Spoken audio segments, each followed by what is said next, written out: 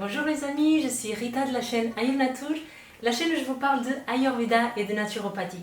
Soyez les bienvenus à cette nouvelle vidéo où je vais vous parler de comment pratiquer le yoga si on est de constitution Kapha ou si on a un déséquilibre Kapha. Alors le Kapha de nature, il est constitué de terre et d'eau, donc tout est beaucoup plus lent chez le Kapha et il n'aime pas beaucoup faire de l'exercice, il n'aime pas beaucoup se bouger.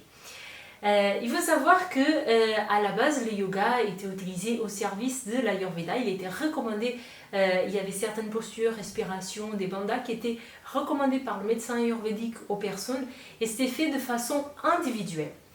Après c'est commencé les cours collectifs et aujourd'hui, le yoga est un petit peu connu et confondu avec un sport quelque part.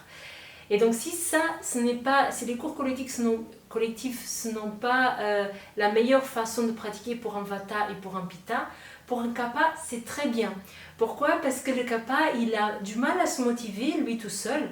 Par contre il a cette énergie de l'amour, de l'amitié. Donc en fait s'il pratique ça en collectivité et surtout s'il pratique ça avec des amis, des personnes qu'il aime, il sera très très motivé à pratiquer du yoga. Ok, donc ça c'est une bonne chose pour un Kapha. Si vous êtes de constitution Kapha, je vous invite vraiment à chercher un cours collectif qui vous corresponde. Après, quel est le type de cours collectif qu'il faut choisir? Dans mes vidéos précédentes, j'ai parlé pour Vata et Pitta, donc des postures plutôt de rester plus longtemps, d'être concentré dans la posture.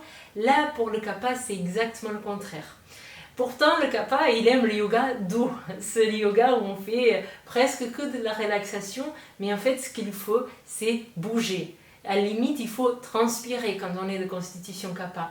Donc là, pour le coup, pour une personne qui est de constitution Kapha, c'est très intéressant de faire des asanas, des mouvements de yoga en dynamique. Okay? Des respirations du feu, toutes ces choses-là, la respiration du feu qui est très pratiquée en Kundalini Yoga par exemple, les postures, les asanas en dynamique qui sont beaucoup pratiquées dans l'Ashtanga Yoga par exemple.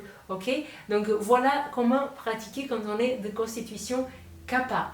Il y a juste une chose à faire attention, si jamais vous êtes en surpoids, il faut faire attention quand on tient certaines postures à ne pas se faire mal aux articulations si on reste trop longtemps dans la même posture. Parce qu'en général, le Kapha, il aime bien faire l'autre type de yoga où il est plus relaxé, etc. Et donc si on fait des postures où il faut beaucoup tenir sur les mains, sur les poignets, etc. et qu'en plus on est en surpoids, ça peut être beaucoup trop de poids pour les articulations. J'ai beaucoup plus de détails sur tout ça dans mon e-book Yoga et Ayurveda qui est un descriptif de la vidéo. Si vous avez des commentaires, des suggestions, des questions, n'hésitez pas à les poster en commentaire. Ok? Je vous dis à la prochaine vidéo. Merci.